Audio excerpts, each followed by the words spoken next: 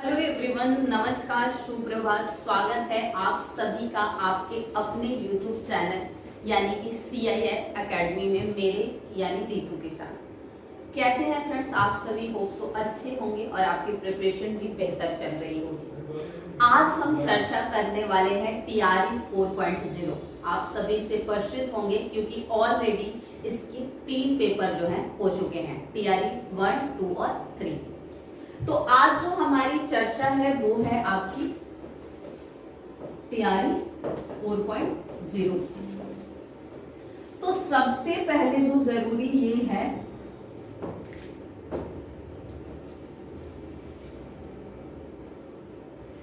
कि हम किसी भी एग्जाम की प्रिपरेशन करें, लाइक वनडे एग्जाम हो, स्टेट पीसीएस हो, यूपीएससी, उसमें 2 बातें हमेशा ध्यान रखिए। पहला, आपको किस सिलेबस क्या दिया हुआ है। सिलेबस से जो है हमें ये पता चल जाता है कि हमें पढ़ना क्या है, क्या नहीं पढ़ना है।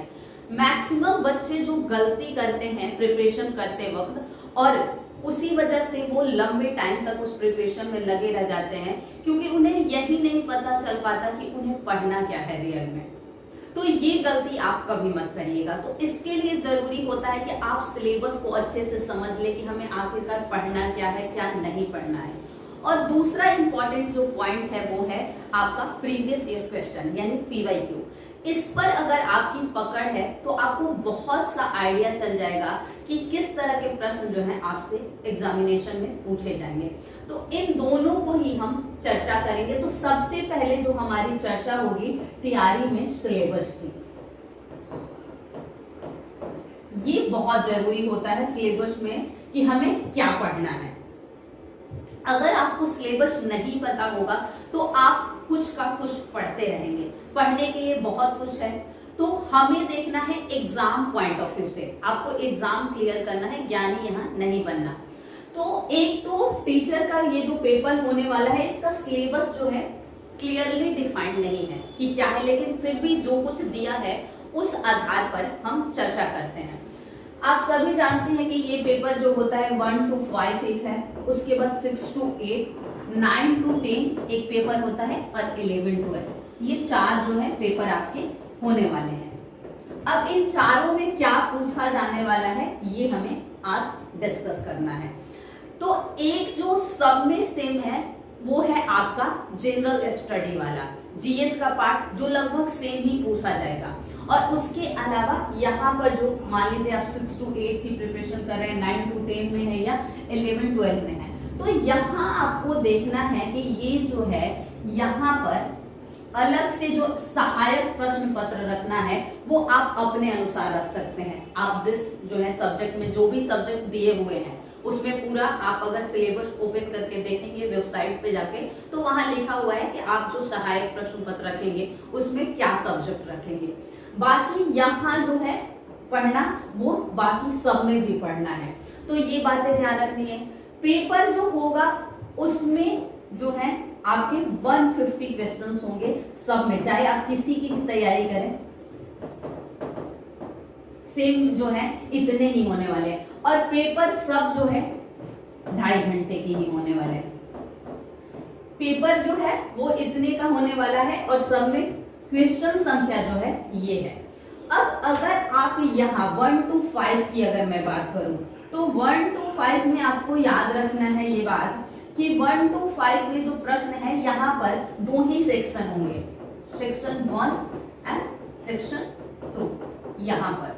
लेकिन 6 to 8, 9 to 10 और 11 to 12 में जो सेक्शन है आपके 3 हो जाएंगे, सेक्शन 1, सेक्शन 2 और सेक्शन 3।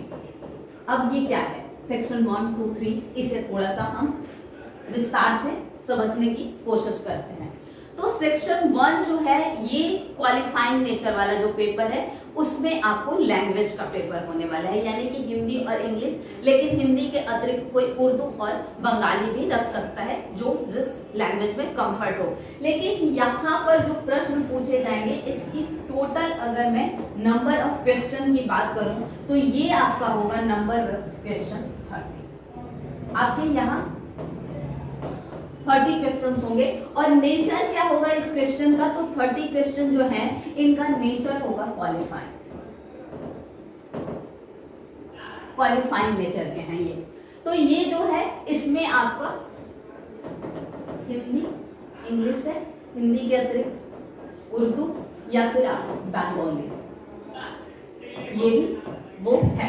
तो ये ठीक है, यहाँ भी सेक्शन 1 में वही बात है, आपको लैंग्वेज वाला पेपर देना है और इसका नेचर क्या होगा, वो क्वालिफाइंग नेचर का है। तो ये वाला जो पेपर है क्वालिफाइंग नेचर का है, ये याद रखना है, यही लैंग्वेज का आपका पेपर होगा, ये सब में है। उसके बाद यहाँ जो सेक्शन दूसरा है, सेक्शन 2, इसमें क्या आपसे पूछा जाएगा, तो यहाँ सेक्शन 2 में आपसे पूछा जाता है जनरल स्टडी। क्या है ये, जीएस का है। अब इस जनरल स्टडी में क्या क्या होगा, तो यहाँ पर एक तो आपको हिस्ट्री, उसके अलावा जियो, इन्वायरमेंट है, उसके अलावा जनरल साइंस आप कह सकते हैं, जनरल साइंस है। उसके अलावा हम कह सकते हैं यहाँ जनरल अवेयरनेस भी है, जनरल अवेयरनेस भी है, ये याद रखना है। इसके अतिरिक्त मैथ, रीजनिंग भी है। ये मैं बात कर रही हूं 1 to 5 वाली अभी, तो ये याद रखना है। हाँ, यहाँ पर आपके पॉलिटी के भी जो है प्रश्न देखने को मिलेंगे, कुछ प्रश्न जो होंगे पॉलिटी के होंगे, उसी में 1-2 प्रश्न इकोनॉमी वगैरह रिलेटेड भी आपको देखने के मिल जाएंगे, लेकिन मुख्यतः जो प्रश्न होंगे ये होंगे। अब इसमें भी हमें समझना है कि आखिर प्रश्न, क्योंकि हिस्ट्री एक बहुत बड़ा सेगमेंट है, आप जानते हैं हिस्ट्री में हमें ancient, medieval, modern, art and culture, world history सब कुछ पढ़ना होता है। तो क्या यहाँ भी यानी 1 to 5 के लिए भी सारे पढ़ने हैं, तो बिल्कुल नहीं। यहाँ पर आपको हिस्ट्री में जो पढ़ना है वो याद रखना है कि यहाँ पर आपको हिस्ट्री में पढ़ना है। अगर मैं यहाँ सिर्फ हिस्ट्री की बात करूं तो हिस्ट्री में मेनली आपको जिस पर फोकस करना है वो है आपका मॉडर्न हिस्ट्री। अब मॉडर्न हिस्ट्री में कहां से, क्योंकि मॉडर्न हिस्ट्री भी छोटा नहीं है, जब यूरोपियों का आगमन हुआ वहां से लेकर भारत की स्वतंत्रता यानी कि 1947 तक का जो इतिहास रहा वो माना जाता है। तो क्या हमें पूरा पढ़ना है, बिल्कुल नहीं।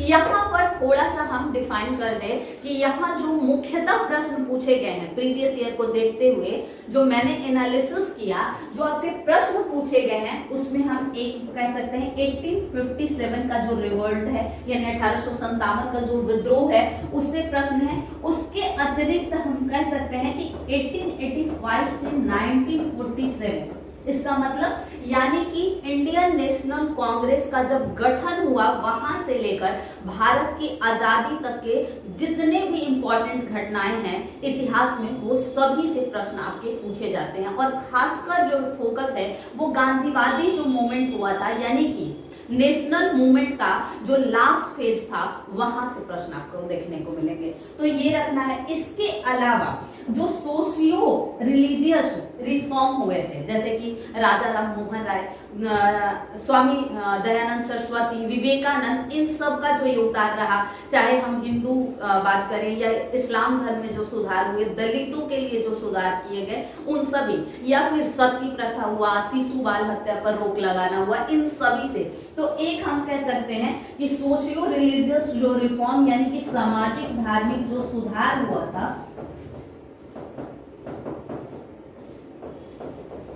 यहां से जो है आपके प्रश्न देखने को मिले थे। और एक और इंपॉर्टेंट अगर हिस्ट्री में यहां मैं बात करूं तो वो है जो किसानों का मूवमेंट, यानी कि जो जनजाति और किसान विद्रोह चलाए गए थे उनसे प्रश्न पूछे गए हैं। जैसे कि खासकर बिहार के परिप्रेक्ष्य में संथाल हुआ, मुंडा हुआ, क्योंकि उस समय झारखंड एक साथ ही था, तो ये सभी मूवमेंट से जो है प्रश्न देखने को मिले थे। तो हम ये कह सकते हैं कि थोड़ा बहुत हमें यहाँ पर जनजाति व किसान विद्रोह देख लेना होगा।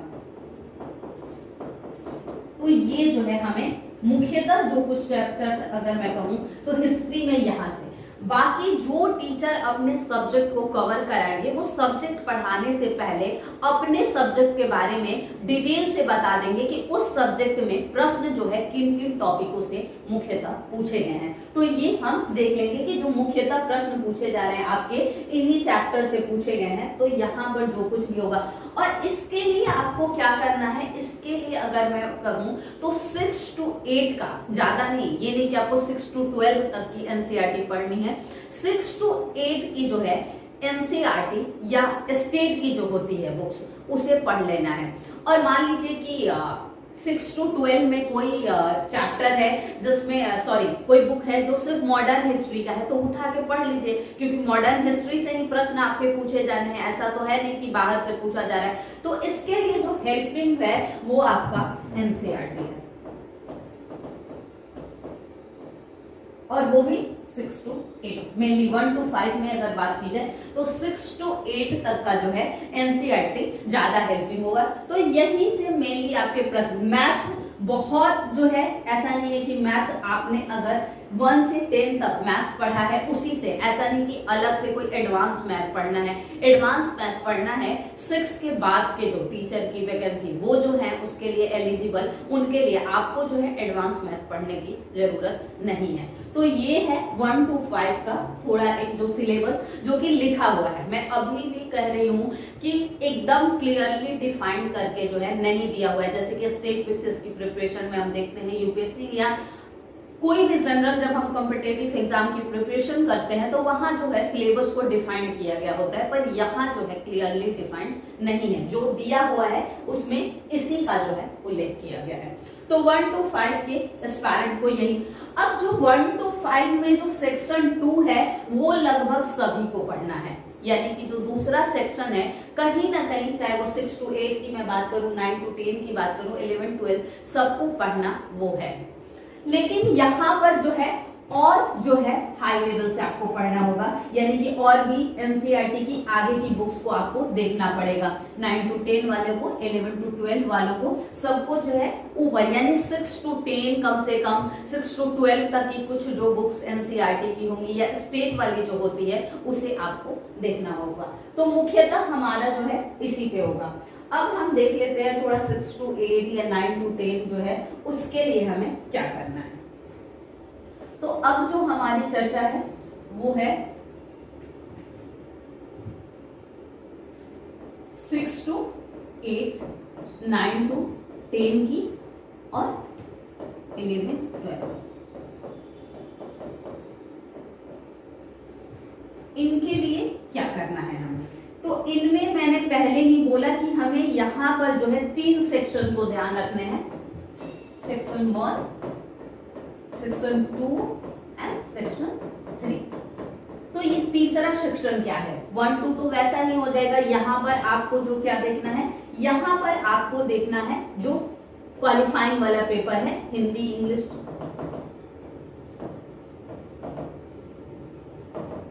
यहाँ पर उर्दू या फिर बंगाली में,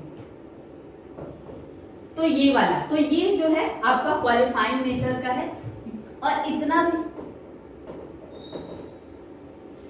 टफ नहीं है, 30 क्वेश्चंस की होने वाले हैं। सेक्शन यहाँ जब मैंने बात की थी कि आपके जो प्रश्न हैं वो 150 है, यहाँ मैंने साफ साफ लिखा था कि जो क्वेश्चन है, नंबर ऑफ क्वेश्चन आपके हैं 150। तो इस सेक्शन में ये भी देख लीजिए आप लोग की सेक्शन 1 में कितने हैं 30 और 120 जो है यहाँ पर किसके 1 to 5 वालों के लिए 30। तो 30 में 30%, ऐसा भी नहीं है क्वालिफाइंग करने के लिए आपको कितना लाना है, सिर्फ 30%। अब 30 में 30% लाना इतना मुश्किल नहीं है, और अगर इसमें भी नहीं ला पाते तो सिंपल सा कहूंगी प्रिपरेशन करो ही मत, क्योंकि अगर आप 30 में 30% नहीं ला पा रहे हो क्वालिफाइंग, वो भी हिंदी और इंग्लिश के पेपर में, जो कि 1 to 10 तक हम पढ़ते ही हैं बचपन में, ऐसा भी नहीं है कि इसमें बहुत टफ कुछ पूछा जाएगा। वही हिंदी में गद्यांश हो गया, शब्दावलियां होगी, व्याकरण हो गए, यही सब पूछे जाएंगे। इंग्लिश में वही होगा, आपसे वोकैब्स से प्रश्न हो जाएंगे, पैसेज होंगे, यही सब ग्रामर वगैरह का होगा।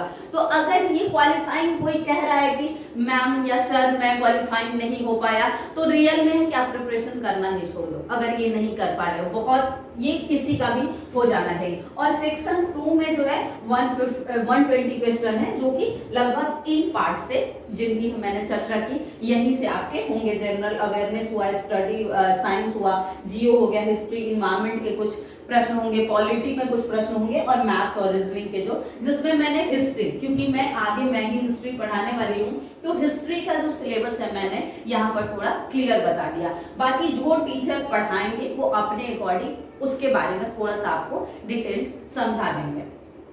अब ये जो सेक्शन जिसकी हमने बात की थी कि यहाँ पर यानी कि ये जो 3 सेगमेंट है, तो यहाँ क्या है तीनों में, तो सेक्शन में यहाँ भी क्या हो जाएगा आपका सेम ही है, 30 जो है आपको क्वेश्चन करने हैं।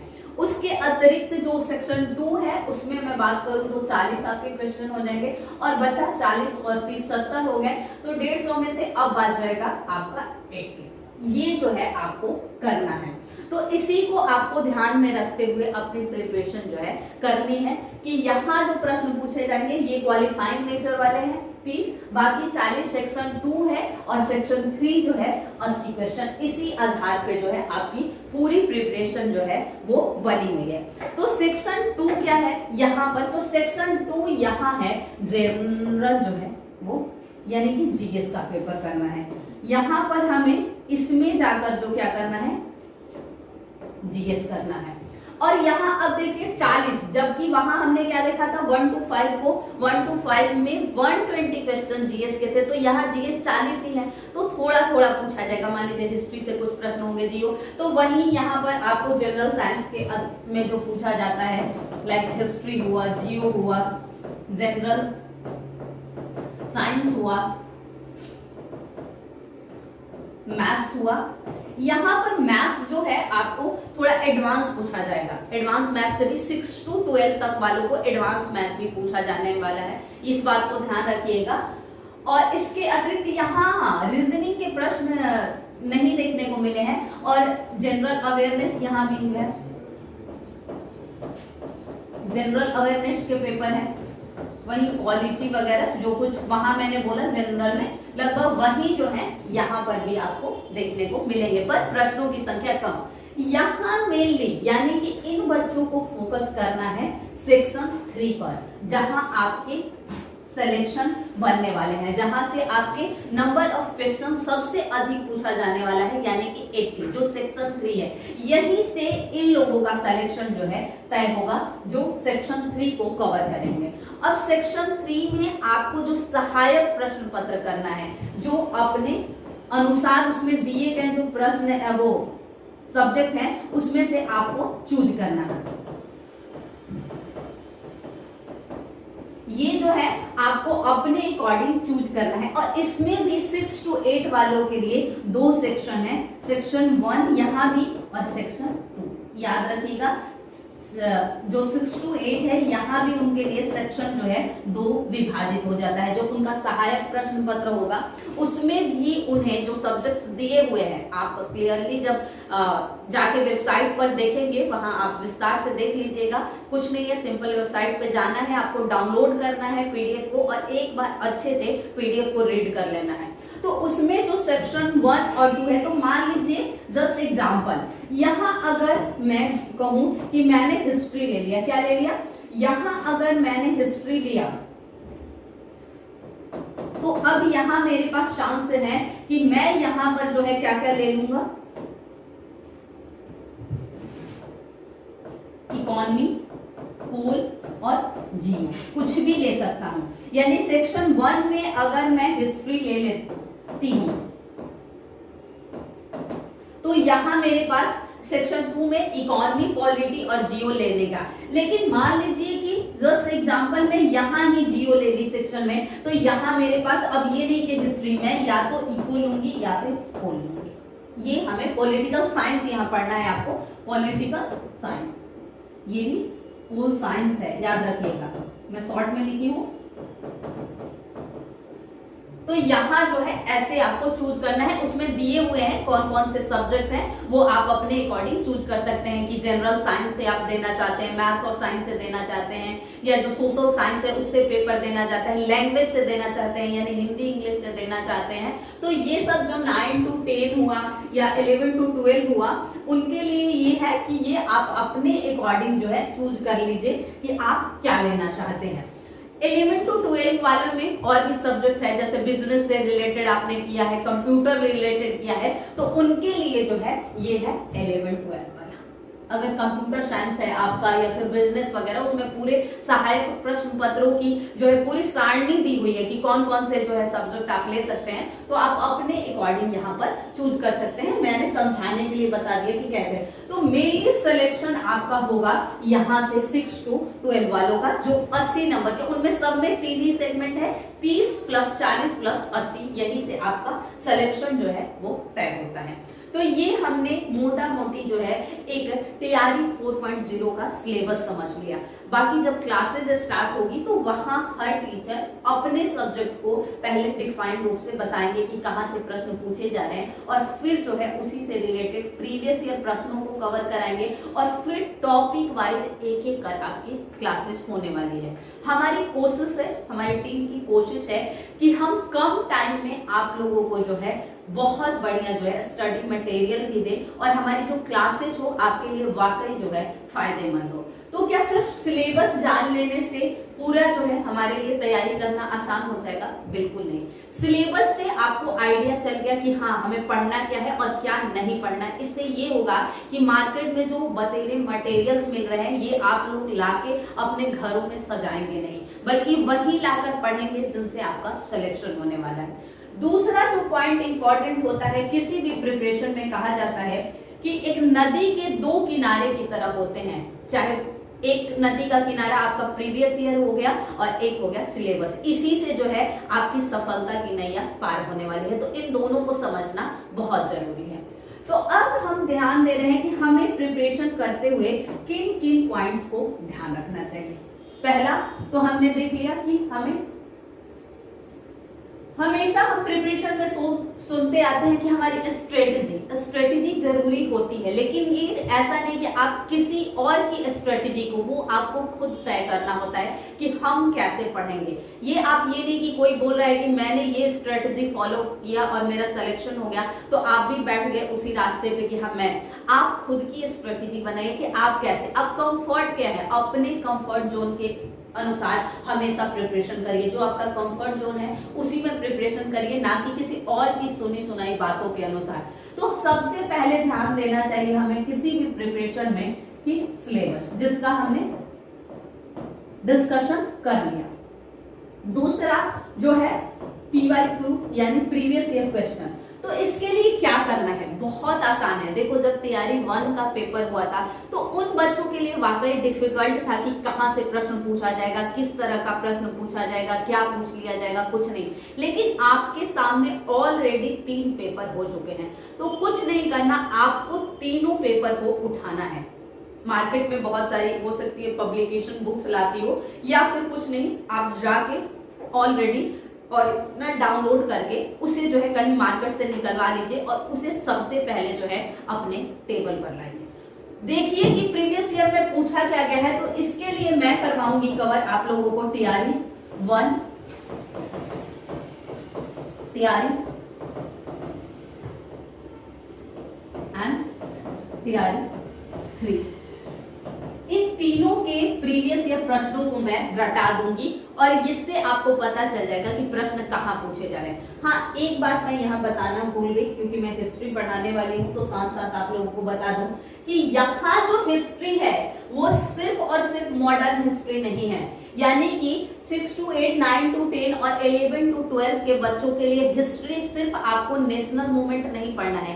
1 to 5 में साफ साफ लिखा है कि आपको नेशनल मूवमेंट से पूछा जाएगा प्रश्न, पर यहाँ पर आपको हिस्ट्री में पढ़ना है क्या क्या। यानी मैं सबकी बात करूं तो यहाँ आपको पूरा पढ़ना है, यानी कि एंशिएंट, मिडाइवल और मॉडर्न प्लस वर्ल्ड हिस्ट्री। यहाँ आपको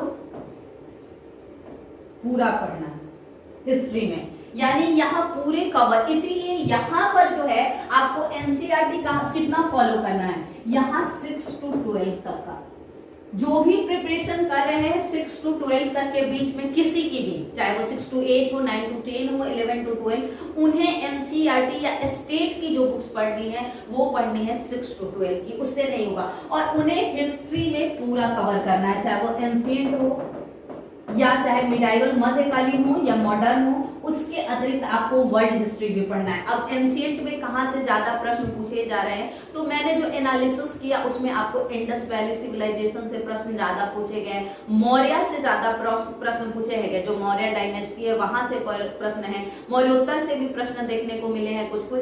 ठीक वैसे ही मिडाइवल की मैं बात करूं तो मिडाइवल में दिल्ली सल्तनत में ज्यादातर जो प्रश्न आपके पूछे जाएंगे वो किसी एक हर साल चेंज होता रहा है। किसी साल क्या हुआ है कि आपको गुलाम वंश से ज्यादा पूछा गया है, किसी वंश खिलजी वंश से। मुगलों में बात करें तो पिछले साल टीआरई 3 की अगर मैं बात करूं तो टीआरई 3 में अकबर से लगातार 9 प्रश्न पूछ लिए गए हैं या 8 प्रश्न पूछे गए हैं। वैसे ही इंडस से पूछे जाने लगे तो इंडस से लगातार प्रश्न पूछे गए हैं। तो यहाँ आपको एंशिएंट, मिडाइवल और मॉडर्न और वर्ल्ड हिस्ट्री चारों को ध्यान में रखते हुए और 6 to 12 तक के एनसीईआरटी को कवर करना है। तो ये हम जब पढ़ने लगेंगे, यानी कि जब हमारी क्लासेस होने लगेगी तो वहां हम विस्तार से और भी देख लेंगे कि हमें पढ़ना क्या है। तो इन तीनों को मैं कवर कराऊंगी। आपको एक याद रखना चाहिए कि टाइम जो है मैनेजमेंट आपका ये काम है, ये मेरा काम नहीं है।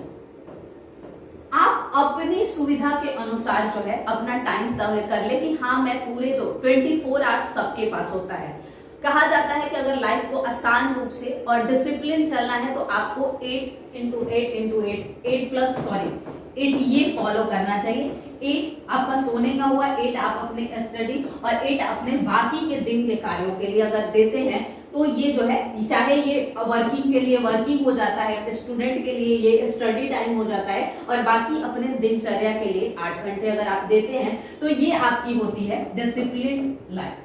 तो डिसिप्लिन लाइफ के अगर 8, मैं इतना अधिक ही बोल रही हूँ, कम नहीं, मैं बहुत अधिक, अगर इससे कम मैं कहूँ अगर 5 to 6 आवर्स, ये भी मैं काफी ज्यादा ही कह दी, ये इतना नहीं। अगर आप इतना भी मन लगाकर सही से पढ़ लेते हैं 5 से 6 घंटे तो आपके लिए सही है। लेकिन हाँ ऑनेस्टली पढ़िए, ये नहीं कि जो भी मन कर रहा है नहीं पढ़ना है, कि कभी ये यूट्यूब चैनल उठा के देख ले रहे हैं कि यहाँ ये टीचर पढ़ा रहा है, कभी कहीं कुछ देख रहे हैं तो नहीं, कभी कोई बुक उठा के देख लिए। हाँ यहाँ याद रखिए करेंट अफेयर से आपसे हमेशा प्रश्न पूछे जाएंगे। आप किसी भी एग्जाम की प्रिपरेशन करते हो वहां पर आपसे करंट अफेयर्स पूछा जाता है।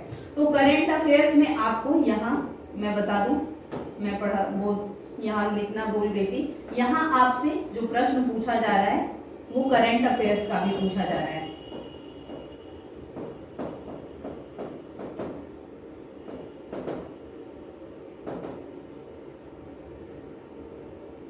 तो ये करंट है। अब करंट अफेयर्स में क्या हुआ था कि टीआरई 1 के पेपर को देखे तो लगभग 5-6 महीने का ही पूछा, उसमें भी अलग 1 to 5 में कुछ पूछा जाएगा, 6 to 8 में कुछ, तो लगभग मान के चलिए तो 8 से 10 महीने का आपको करंट अफेयर्स कवर कर लेना। जब आपका पेपर है उससे पिछले 8 से 10 महीने का करंट अफेयर्स यहाँ भी पूछा जाएगा आपसे। ठीक, यहाँ भी जो है जीएस वाला जो सेगमेंट है यहाँ पर आपसे करंट अफेयर्स जो है पूछा जाएगा।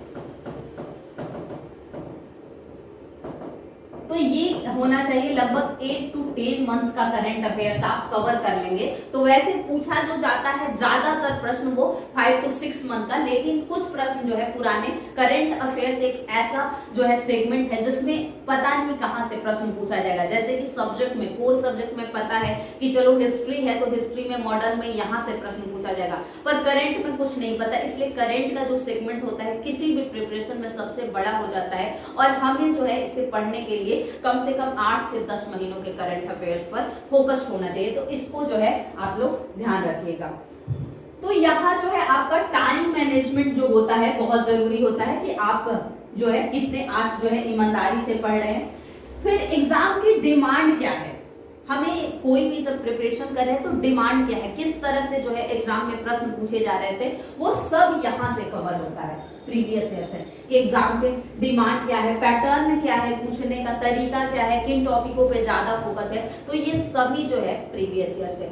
और बहुत सारे एस्पायरेंट जो एक बहुत बड़ी मिस्टेक करते हैं वो यही करते हैं कि वो लोग प्रीवियस ईयर को नहीं देखते। उन्हें ये लगता है कि अरे ये तो एग्जाम हो चुका है, इससे क्यों पूछा जाएगा। ऐसा नहीं है। आप तीनों जो है पेपर को उठा देखना, सेम के सेम प्रश्न पूछे गए हैं। ऐसा मैंने कई जो है एस्पायरेंट से खुद सुना कि मैम सेम प्रश्न पूछा गया, अगर हम प्रीवियस को देखे होते तो हमारे 2 प्रश्न सही हो गए होते और हमारा सिलेक्शन सिर्फ 2 क्वेश्चन से रुका है। तो प्रीवियस को ध्यान से देख लीजिएगा। यहाँ से जो है मैं खुद करा भी दूंगी, लेकिन आप खुद से, मैं तो मान लो एक बार पढ़ा दूंगी, लेकिन आपका काम होता है कि डेली कम से कम आप 30 मिनट्स जो है प्रीवियस ईयर प्रश्नों को देखिए। उससे एक तो हमारा ब्रेन जो है ना, मनुष्य कैसे काम करता है, सब कुछ हमारा यहीं से चलता है। जैसा हम सोचते हैं, जैसा हम करते हैं, मनुष्य वैसा ही बन जाता है। तो डेली जब आप प्रीवियस को देखेंगे तो क्या होगा, हमारी आदत में आ जाएगा प्रीवियस, और फिर वो एग्जाम का पैटर्न जो है हमारे दिमाग में बैठ जाएगा। जब आप एग्जाम हॉल में बैठे रहेंगे तो आपको बिल्कुल भी नर्वसनेस नहीं होगी, लगेगा कि हाँ मैं तो रोज ही इस एग्जाम के पैटर्न को देखता हूं, तो मुझे क्या सेम वही पैटर्न पर प्रश्न जो है सिर्फ अलग पूछा जाएगा। तो ये बहुत हेल्पिंग आप लोगों का टाइम मैनेजमेंट जो है। और फिर जो भी क्लासेस आप कर रहे हैं उसे रेगुलर, कोई भी एग्जाम मांगता है कि आप रेगुलर, ऐसे नहीं कि कुछ दिन पढ़ाई करें कुछ दिन आप छुट्टी मना रहे हैं, ऐसा कभी मत करिएगा। तो इन सब बातों को आपको मेनली ध्यान रखना है कि आप जो भी पढ़ाई करें, पढ़ाई में हमेशा है कि रेगुलर, भले किसी दिन कम थोड़े सा आर्ट्स पढ़ ले, किसी दिन 3 ही घंटे पढ़े, पर ये नहीं कि 4 दिन पढ़े 8-8, 9-9, 10-10 घंटे और 3 दिन बोले कि हम तो मस्ती करेंगे। तो ये जो है एक गलत तरीका होता है। बीच में कभी कभी आप एंटरटेनमेंट के लिए मूवी है या फिर कुछ जो भी है देख लें, ये सब, लेकिन ऐसा नहीं कि आप 1 दिन 2 दिन एकदम ही पढ़ाई ना करें और कुछ दिन बहुत ज्यादा पढ़ाई करें। पढ़ाई कहता है कि मुझे लगातार करते रहो। तो यही सभी बातों को हमें मुख्यतः ध्यान रखनी है। बाकी जब हमारी क्लासेस स्टार्ट हो जाएगी तो वहां मैं प्रीवियस के साथ साथ टॉपिक वाइज पूरे जो सिलेबस को कवर करा दूंगी। मैं मुख्य रूप से आप लोगों को हिस्ट्री और बिहार स्पेशल जो है कवर कराने वाली हूँ, क्योंकि यहाँ जो है याद रखिएगा बिहार स्पेशल के जो प्रश्न होंगे उसमें मुख्यतः जो आपसे पूछा जाता है, मान लीजिए कि बिहार स्पेशल की मैं बात करूं तो बिहार स्पेशल में जो है मेनली आपको हिस्ट्री और जियो को ही फोकस करना होता है, यहीं से जो है मेन, क्योंकि पॉलिटी में आप वही होता है कि मान लो कि स्टेट लेजिस्लेटिव पर थोड़ा सा फोकस्ड हो जाओगे, पंचायती राज को थोड़ा सा, लेकिन बिहार स्पेशल में हिस्ट्री और जियो से ही जो है ज्यादा आपके प्रश्न देखने को मिलेंगे। तो ये दोनों मैं कवर आप लोगों को करा दूंगी। तो जब मेरी क्लासेस होगी तो यहाँ पर मैं आप लोगों को पूरा जो है सिलेबस कवर करा दूंगी। तो ये बातें आपको ध्यान रखनी है। बाकी कल परसों से लगातार आपकी क्लासेस भी शुरू हो जाएगी, तो क्लासेस में जो भी आप लोगों को दिक्कतें होंगी आप जो है हमसे पूछ सकते हैं। तो आज के लिए इतना ही, फिर मिलते हैं अगले क्लास में। तो नेक्स्ट क्लास में हम प्रीवियस ईयर प्रश्नों पर डिस्कशन करेंगे आपके साथ। आप सभी अपना ध्यान रखिए और मन लगाकर पढ़ाई करिए। धन्यवाद।